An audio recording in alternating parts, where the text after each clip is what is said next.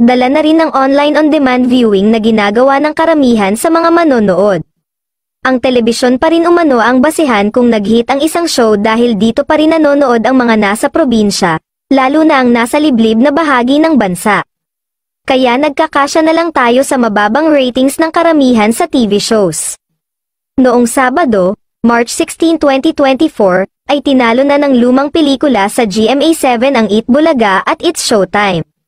Dalawang pelikula na kasi ang katapat ng dalawang noontime shows. Ang Kapuso Movie Festival, na pumasok ng 11:30 AM, ay naka 3.5%. 1 PM naman pumasok ang Lunchtime Movie Hits na naka 4.8%. Ang Eat Bulaga ay naka 3.7% at ang It's Showtime ay naka 3.6%. Ito ay base sa datos mula sa AGB Nielsen. Magiging mas matindi ang labanan ng mga noontime shows ngayong magsasanib puwersa na GMA Network at It's Showtime.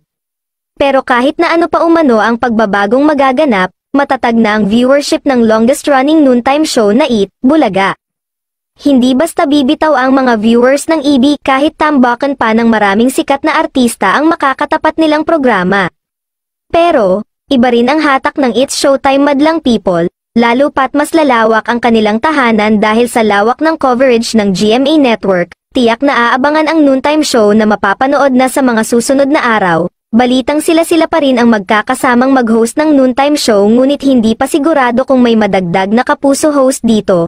At least, may choice ang mga viewers kung anong noontime show ang kanilang panonoorin araw-araw, pabunggahan na lang sa papremyo ang labanan.